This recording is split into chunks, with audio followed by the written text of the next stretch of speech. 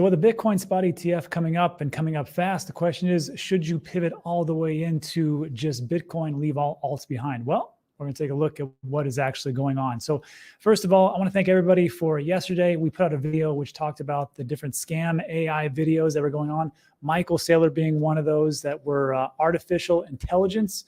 And they were doing the scam ads, and we had over 55,000 views. I think it's going to go a long way to help everybody. So I'm going to link that video in the description below because I don't need anybody getting ripped off right before we see a massive bull run. So as things move forward, and this spot ETF looks like it's going to be approved, the question then is, well, what should you do? I mean, as far as like investment, I can't give you financial advice, but I can tell you there's some people out there that you can take little notes from. One of those being Michael Saylor. And this, I believe, is the real one, not the AI which we talked about. And as he comes out and says that, hey, MicroStrategy has bought $650 million worth of additional Bitcoin, pushing holdings to 5.9 billion. Now, the reason why I find this fascinating is because a lot of people will tell you, but don't do anything, because this is a classic buy the rumor, sell the news as this comes about. And of course, when we get this spot ETF approved, it'll drop, and that's when you go in. Well, in all honesty, you can do that. Hopefully it works. Maybe it doesn't. And that's the beauty of dollar cost averaging. I think I got to tell you, nobody does it better than this guy, or at least not as much as he's done. So just so everybody gets caught up to speed, MicroStrategy just bought 14,620 Bitcoin for around 615 million. That's an average price of 42,000 per Bitcoin.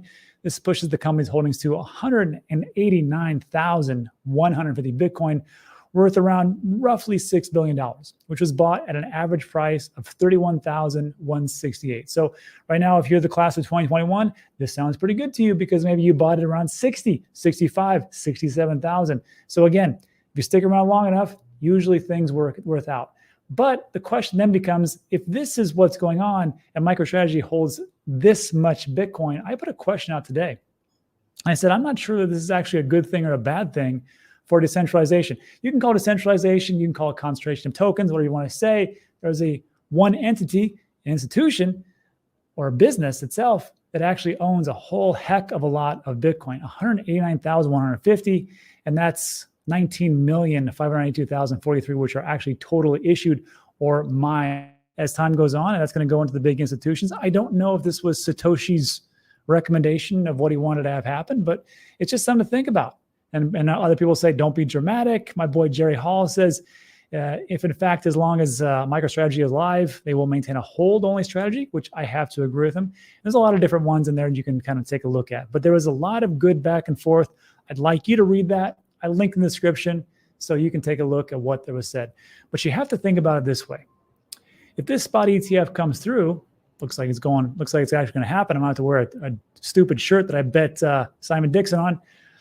The question is, how did we get here? Well, I think it was because Gary Gensler is always talking about how, hey, there's too much price manipulation. So I think a couple of things that happened in the last 2-3 months, which really turned the tide. First of all, they took down Binance. They took down CZ Binance, and they got them on the KYC, AML, and money laundering. And that is a big ploy because now the American government has their talons, their claws into Binance, and they can kind of regulate from afar. And of course, CZ Binance has already stepped down. On top of that, just today, we found out that Barry Seibert, who is the CEO of Grayscale, is exiting the Grayscale board. Now, there's a lot of things that were going on between him, the Gemini twins, or the Winklevoss twins, I should say, from the Gemini centralized exchange. So he's stepping down. And there was also talk about price manipulation. So they got him too. And now Mark Murphy's going to exit the Grayscale board. I'm going to tell you, I think the government has something to do with that, potentially. And then lastly, BlackRock comes in and said, hey, we want to do in-kind transfers, but if you're not going to allow that, no big deal. BlackRock updates the spot Bitcoin ETF proposal to allow cash redemption. So, of course, BlackRock and all the different people that have to do this spot ETF, they're going to have to hold the underlying asset, which is Bitcoin. Now, BlackRock's not holding that. It's going to be Coinbase. But if you want to redeem anything or do anything with it, it's all going to be in cash. It's not going to be in Bitcoin. So no, it's not going to be paper Bitcoin, but they did have to bend the knee to get things moving.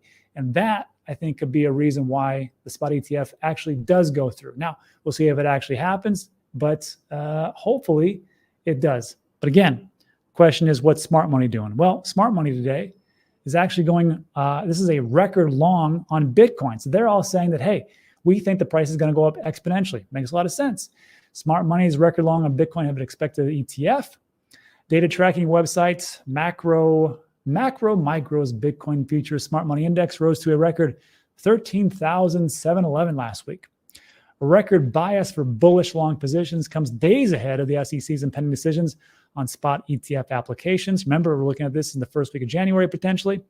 Some observers foresee a classic sell the news price action following the ETF launch. And that's what everybody says. But again, just like we took a look at, MicroStrategy is like, we really don't care. We're going to keep buying and we're going to dollar cost average and think it'll all work out. Even Kathy Woods said the exact same thing. She said, look, it's probably going to be a buy the rumor, sell the news type event. But everybody in all these articles, they have one thing in common. They all say the same thing. It could be a sell the rumor, buy the news. It could be a buy the rumor, sell the news. It could be a buy the rumor, sell the news. It really doesn't matter because in the long run, we think Bitcoin's going to go up.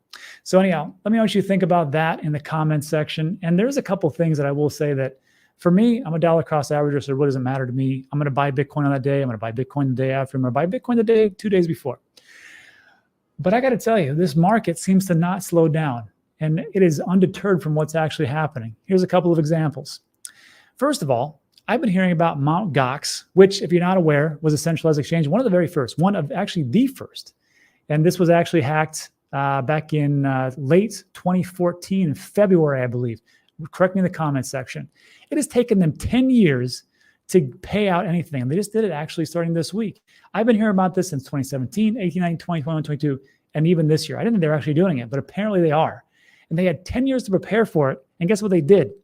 They doubled up the reimbursements for Mt. Gox trustees. So I don't know if they were talking to the Celsius or Voyager team on how to run a business, but that's actually what happened. So don't be alarmed. This isn't going to be like the worst thing of all time. Just remember that in September, Mt. Gox rehab trustee Nobuki Kobayashi nailed it, informed creditors by email that the defunct exchange, Mt. Gox, would begin repayments this year and set a complete reimbursement deadline of October 31st, 2024. So yes, this is going out. Yes, people will sell, but the question is, will it make a big dent? Not really. Right now, Bitcoin in the last 24 hours went up 3%. This news was yesterday. The double payments just went out today, and it's still up 0.1% in the last hour. So I don't really see it doing too much of a thing. We will see how it actually works out. Also, there was a news about this. Mark Cuban just dumped almost 3 million Polygon, not 3 million worth of Polygon, well, roughly. And the dump sparks a selling frenzy. This was just 1 day ago. Did it? No, it didn't. Polygon is up 7% in 24 hours. Actually, Polygon, Optimism, a couple of different layer 2s for Ethereum are all up right now in the last 24 hours. So even bad news doesn't really make a dent. And you know what that means? If bad news doesn't make a dent, and we got a lot of things that are going on in the market, and it's very extremely bullish as far as sentiment, you know what that means? Big bull run. But I could be wrong.